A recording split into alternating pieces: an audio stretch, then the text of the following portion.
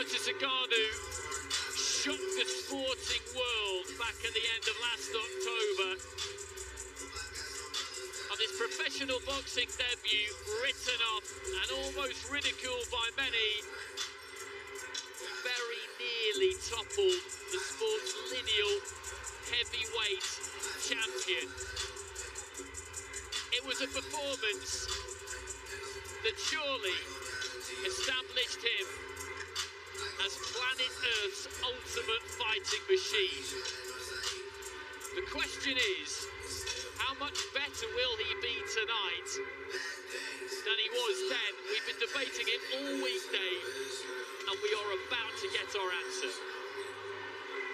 I expect him to be much better. I expect him to have seen the videos back numerous times, the experience he had over 10 rounds with the best man on the planet, and I want to see the improvements. I want to see improvements in attack. But more importantly, the defensive side of things, that he needs some timed up, because he's facing a real machine. He is coming to make a statement. Well, there's the QR code. Get that a scan. Viewers' verdict, you can score this one. Anthony Joshua just making his way to the tunnel. They've both been here a long time.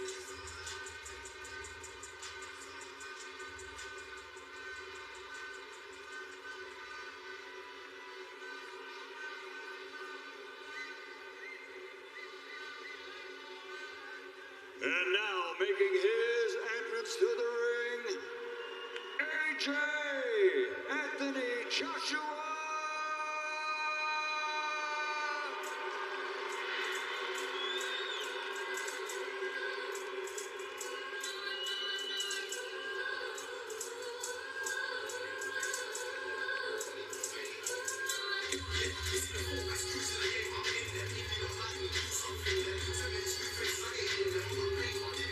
Knockout chaos. That's how this has been advertised.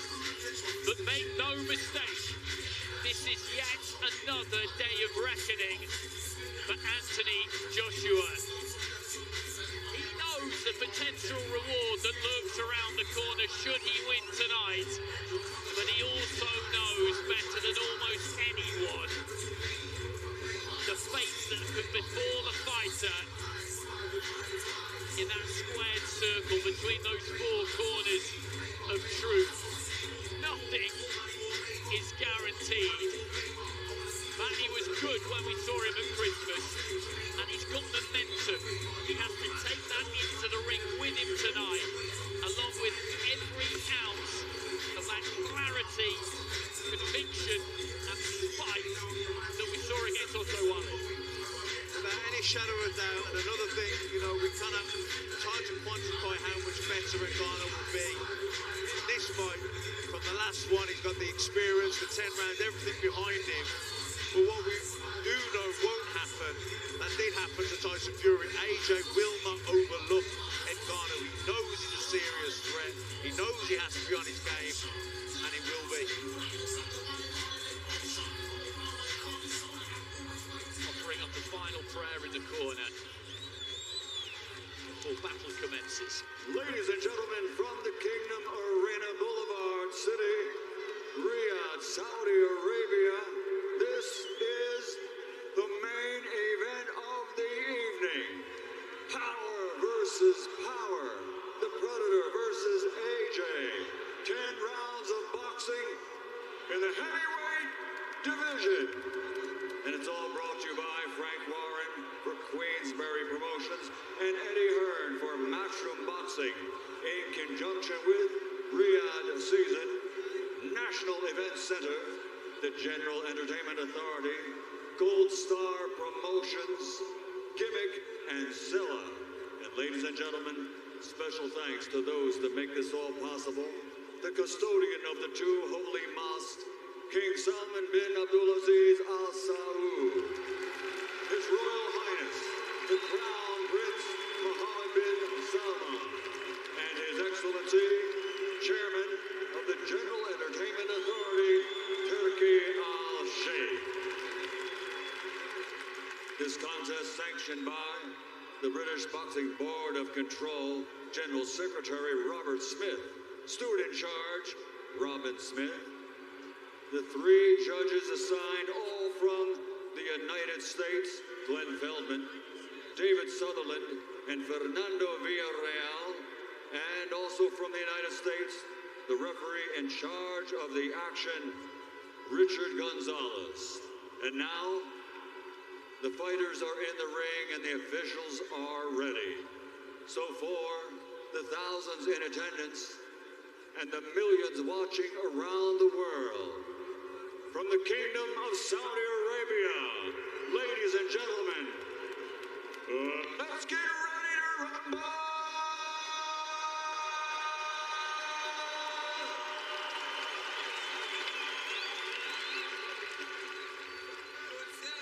Introducing first, fighting out of the blue corner, wearing pink and gold and officially weighing in at 272.6 pounds. A few months ago, in his boxing debut, he shocked the world. Now he plans to shock the universe. From Cameroon, rated by many as the most dangerous puncher in the heavyweight division, the former UFC MMA heavyweight world champion, the Predator, Francis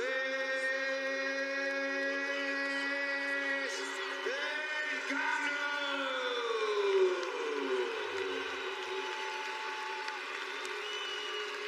And across the ring, fighting out of the red corner, wearing white, official weight 252.2 pounds.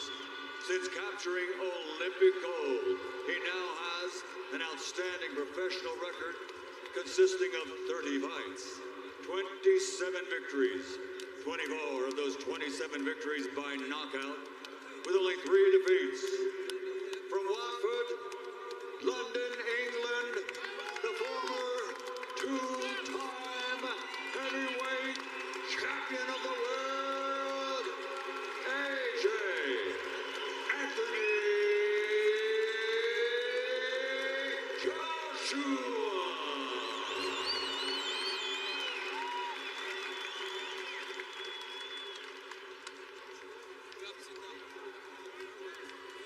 Gentlemen, you received instructions in the dressing room.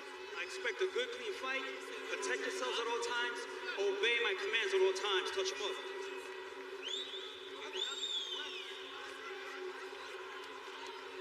So here we go, final instructions from the referee.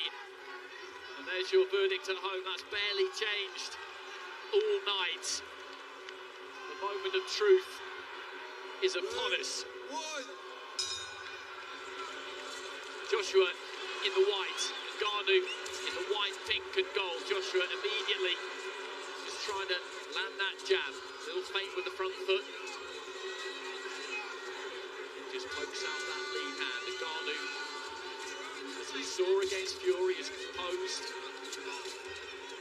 He's got decent fundamentals. There's no panic in him, which you would expect of an athlete of his stature, and he has got this incredible reach on him. He's shorter in height than Joshua. He's got an inch on him in reach, something which caught Tyson Fury out, he admitted to us this week. Wide open down the left side, though, Ngannou. AJ's got to double up from that jab, or jab the head, jab the body, and then bang that right hand straight in. He'll catch him. Keep pulling back with the left hook. Does open right hand, Ngannou is. Well, he steps in there, tries to let that left hand go, led off with the right, and then flung in a left hook. He's sharper. He's definitely sharper than the Fury fight. But as you say, he's got that same sort of gap down with the shoulder separation for the left hand. You can see a channel straight there for the right hand. Just caught Joshua on the top of the head with that left. Didn't have any impact. Joshua just dancing with a raining left jab to the body. Yeah, keep jabbing the body and then bring the right hand over the top. That's the shot that Joshua needs to be looking for. You can see the weight of the shots. Certainly southpaw here, Ngannou. George Groves mentioned it in the studio about an awkward rhythm. Joshua's got to try and get the rhythm and the timing of that.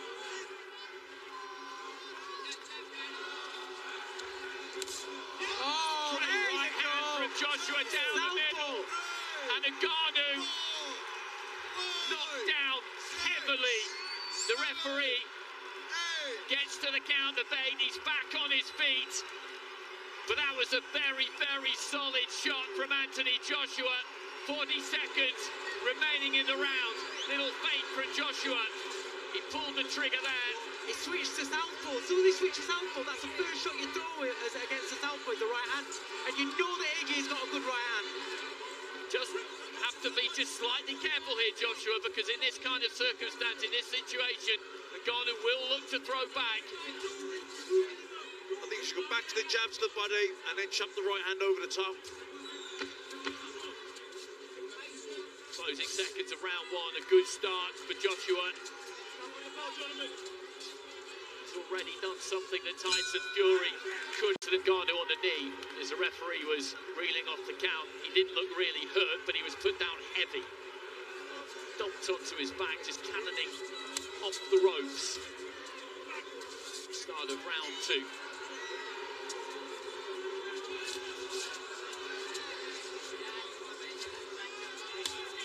Still wide open down that left side, isn't he? For the right hand, you know, you want to pull him with the left hook to see him. The feints from Joshua drew quite a big reaction from Ngannou as well.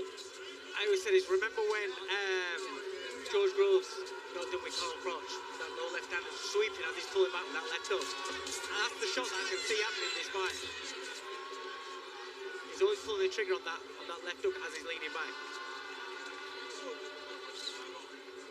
Again, Joshua just in and out with the feet. Ngannou tried stepping with the jab. Contorted expression on his face every now and again, and Ngannou when he looks to throw.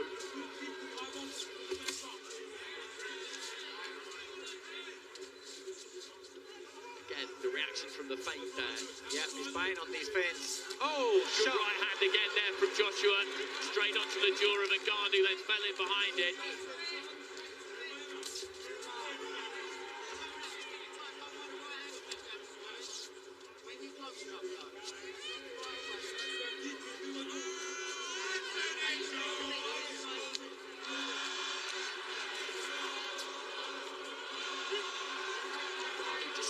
To move in, throw a right uppercut, whether to the body or to the head, but close down his own space.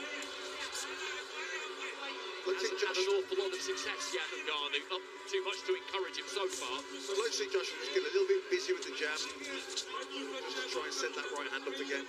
But does it need to be a moment here, because he's, you know, the feint's there, he's getting the triggers out of him, he's offsetting Ngannou there. He's still dangerous. That's nice, up and down. Oh, wow, wow! Again there from Joshua, followed by a left, and down goes Ngannou for the second time.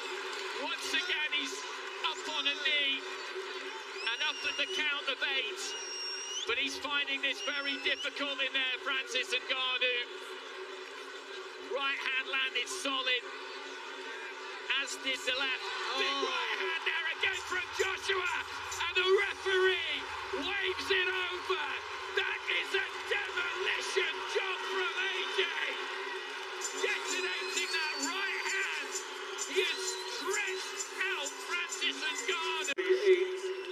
Referee Ricky Gonzalez waves off the count and instantly calls a halt to the bout. The winner by knockout victory, establishing himself as once again the dominant power puncher in the heavyweight division, the fighting pride of Watford, London, England, former two-time world champion AJ Anthony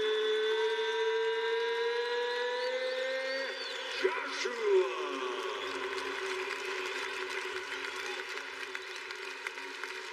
Well, good scenes at the end.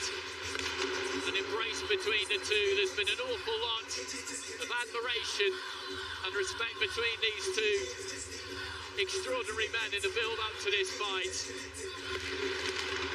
Ngannou looks a little bit shell-shocked, I don't think he can really comprehend just yet exactly what has happened to him in there. On his feet, he's feeling fine. A round of applause for the former UFC MMA champion from Cameroon, the Predator, Francis Ngannou. But the harsh reality of that defeat will sink in over the coming hours, the coming days, and it will be a difficult one for him to take. Anthony, I try to think of some of the best things to say during these interviews. I think the first thing to say is, that was incredible. That was an absolutely incredible performance. And that is the biggest right hand I think I've ever seen live in a boxing ring. It is what it is. There was a lot of talk when this fight was matched that me and you spoke, and you know, you openly said to me, like, Francis isn't on your level. You said that it was a gimmick fight, and that I asked you, and I said, does that mean sort of against you, he can't compete? No. What I was saying is, on the route to the championship, we should always stay focused. And this was me stepping aside from that mission. I thought it was something for the broadcasters and sponsors to kind of get behind because it's just about entertainment. But when I saw the fight with him and Tyson Fury, I was like, damn, this guy can fight. So I said, I need a piece of that. And as I said, he's an inspiration. So we wanted to welcome him. We broke bread together. And he's a great champion. And this doesn't take away anything of his capabilities, because in boxing it's one or the other, right? He can come again. Do you think Francis can come again? That's what I'm talking about. Yeah, he can come again. I told him he shouldn't leave boxing. He can do well. Remember, he's two fights in, and he's fought the best. He can go a long way if he stays dedicated, but it's up to him. 4 fights in 11 months, 4 gradually increasingly better performances. This is the best performance out of the lot, regardless of whether or not he is a 2-fight boxing novice. He is a former UFC heavyweight champion. What do you put down to the increased and better performances in the last 11 months? The Ben Davison Performance Center.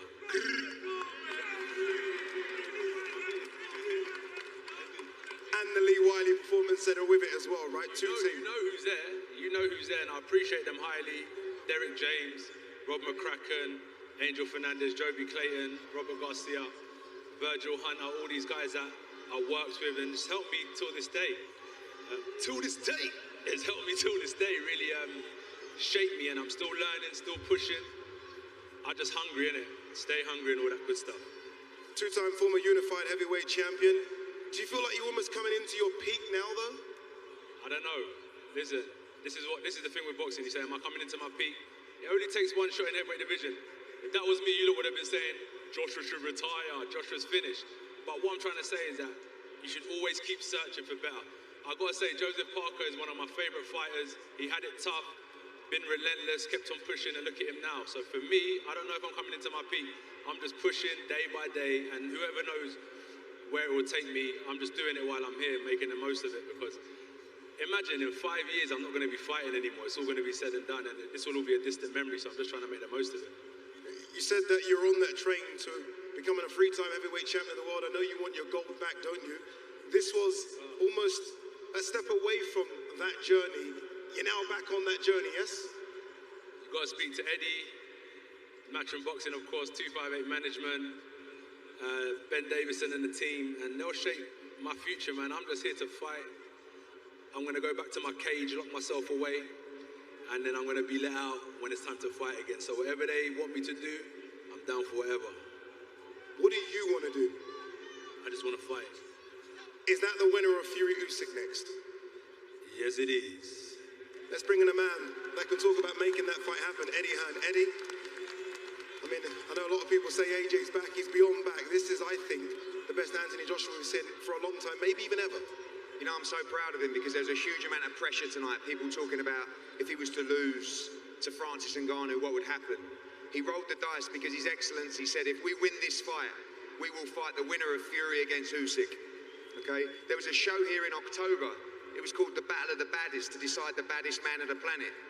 They shouldn't have done that in October. They should have done it tonight because you're looking at the baddest man on the planet right there. You're looking at the #1 heavyweight in the world. Unquestionably, on this form, there is no man in the world that can beat him in the heavyweight division. I told you he's going to come back. He's going to become the undisputed heavyweight world champion. There's a brilliant fighter down there called Tyson Fury. Please beat Alexander Usyk on May the 18th, because I promise you this, you will get the biggest fight in the history of the sport when Anthony Joshua takes the undisputed world championship. Ben, Lee, the team, but most of all Anthony Joshua has always stayed in the gym, always worked, never taken a shortcut in his entire life. As a fighter, he's an inspiration to young people, and I promise you, he ain't getting beat. He is the best heavyweight in the world. That was one of the most destructive knockouts I've ever seen. People talk about how Tyson Fury did against Ngannou. Forget about that. What I said would happen, happened. He went in there, he destroyed Francis Ngannou. This man is a savage, a beast, the best heavyweight in the world, and I cannot wait for him to beat Tyson Fury. Final word from the big man, Anthony Joshua, who's alongside his manager, Freddie Cunningham. Is it going to be free time? I don't know. You lot put too much pressure on me anyway. I'm just chilling. I'm not even getting involved in all that anymore. You lot put too much pressure on me. Anyway, let's talk. The people of Cameroon, I appreciate you guys. Where's my Cameroonian people? Let's make some noise for the Cameroonian people. Africa United, respect. Thank you so much. I appreciate you. Where's my people from London? Where's the man from Watford? You know what's going on. And most importantly, where's my people from Saudi Arabia? Yeah. And thank you to His Excellency, Turkey Al-Sheikh, for hosting me. MBS, thank you so much. I appreciate you guys. Everyone in Saudi and everyone here tonight, I really do appreciate you guys. On to the next, and thank you to Francis Ngannou. And thank you to you as well. Thank you, brother. God bless. Thanks, AJ. Back to you guys. Well, Anthony Joshua in victorious mood